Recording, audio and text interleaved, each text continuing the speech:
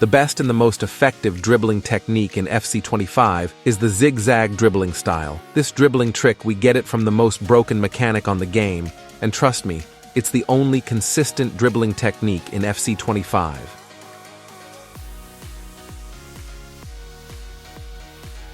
In FC25, dribbling is so hard, but if you want to dribble better, you have to use the overpowered techniques, and one of them is the controlled sprint, which was introduced in FC24, still overpowered and dangerous. This dribbling technique, to get the best out of it, get a player with technical playstyle plus or silver, but that shouldn't be the case. Still, you can use it effectively even if your player doesn't have that playstyle.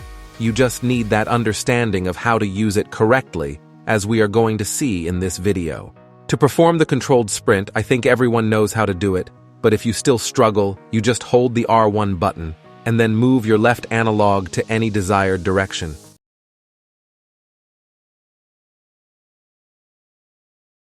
We have 4 main ways we can use the controlled sprint, and one is to drive inside the box. For example, I pass to my striker. In this position, I hold the R1 to activate the controlled sprint. So to dribble this defender, I have to dribble in a zigzag style, that way to ensure the safety of the ball, and also unpredictability. And by doing so, I manage to beat the opponent's defender in open space, shoot, and score. Again here, I get into the opponent's box. I want to open space and shoot, so I decide to use the controlled sprint to dribble. And using the zigzag style, I manage to maneuver the ball and get past the opponent's defenders, open space, and score. So you can use the controlled sprint to dribble inside the opponent's box while performing zigzag movements. This keeps the ball safe a little bit, and also somehow direct towards the goal. Second way to use the controlled sprint is to set up skill moves. Skill moves can be performed from every situation, but when you first use the controlled sprint, you draw the opponent's defender close to your player. This makes him to overcommit, which makes the skill move more effective. Like here, I pass to my player and use the controlled sprint to drive inside the box. This forces the opponent to overcommit in order for him to close up this space. And that's when I use the L1 fake shot, beating his defender, opening up space, shoot, and score. Again here, I pass to my winger inside the box. I hold the controlled sprint and dribble. This forces the opponent to approach with his defenders, and then I perform the nutmeg skill move, open the shooting angle, and score. Another way, and it's one of the best ways you can get the best out of this dribbling trick, is to set up through passes. Controlled sprint is the best to keep hold of the ball before passing. Like here, I trigger my striker to run forward. I use the controlled sprint to dribble, trying to make it hard for the opponent to track that pass.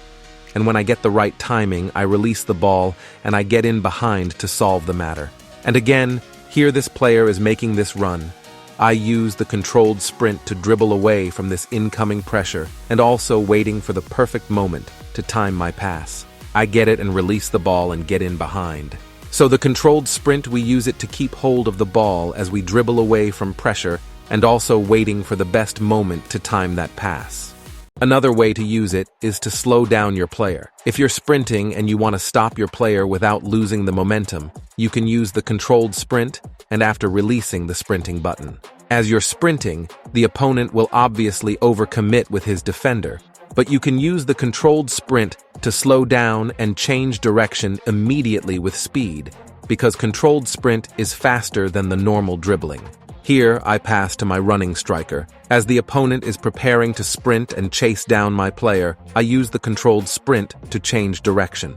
He tried to read that and also stop his defender to react on that, and I again use sprint and beat his defender with just change of speed, get in behind and score. So this change of speed using the mixture of controlled sprint and sprinting, or even mixing up with that normal dribbling, this makes it hard for the opponent to keep his defense positioning when dealing with your player.